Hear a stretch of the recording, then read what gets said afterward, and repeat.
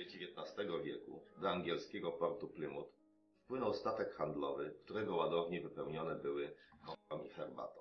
Ale znajdowało się w nich coś jeszcze.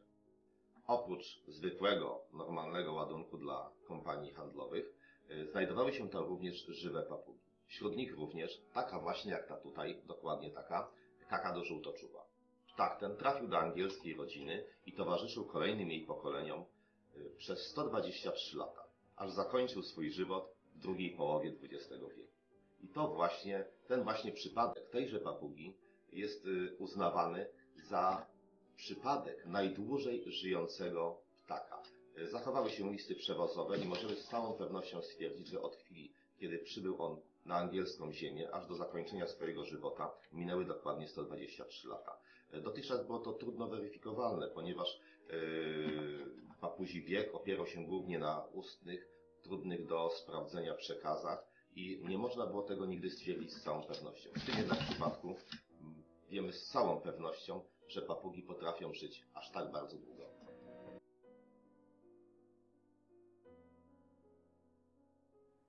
Kakadu żółtoczube może nie mają najlepszych zdolności naśladowczych, tym niemniej większość z nich całkiem nieźle naśladuje mowę ludzką i inne dźwięki z otoczenia.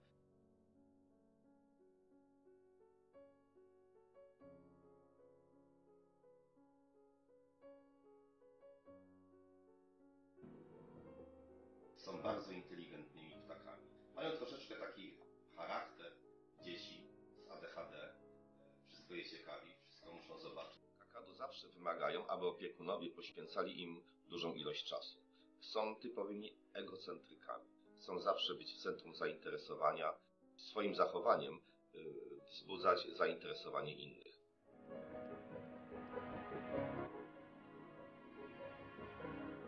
Siedząca na moim tutaj ramieniu i usiłująca wyjadać mi z ust papuszka to 4-miesięczna kakadu żółtoczuba podgatunku tryton. Ona jeszcze się troszeczkę wybarwi, będzie nieco większa, będzie miała piękne, błękitne otoczki wokół oczu, a kiedy będzie w jakiś sposób pobudzona, kiedy coś ją zaciekawi albo przestraszy, postawi wielki, wspaniały pióropusz na swojej głowie.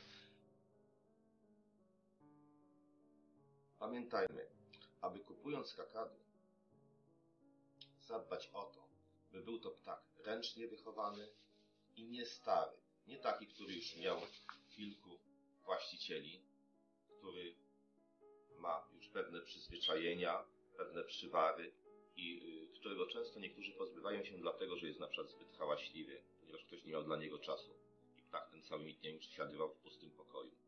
Dlatego, jeśli mamy już mieć przyjaciela na całe nasze życie, dobrze byłoby, aby to była papuszka w wieku kilku miesięcy, która będzie, jeśli chodzi o jej psychikę, niezapisaną białą kartą, którą my będziemy mogli na własny sposób kształtować. Właściwie pielęgnowane i otoczone przyjaznymi ludźmi kakadu przez długie lata będą członkami ich rodzin. Nie wiem, czy będzie to 120 lat, ale z całą pewnością dobrze byłoby zatroszczyć się, aby nasze dzieci i wnuki potrafiły się opiekować tymi papugami. Jeśli ktoś z Państwa zapałał miłością do posiadania takiego właśnie towarzysza na długie, długie lata, a również prawdopodobnie dla naszych dzieci i wnuków, zapraszam do sklepu z papugami w Warszawie na ulicy Czerniakowskiej.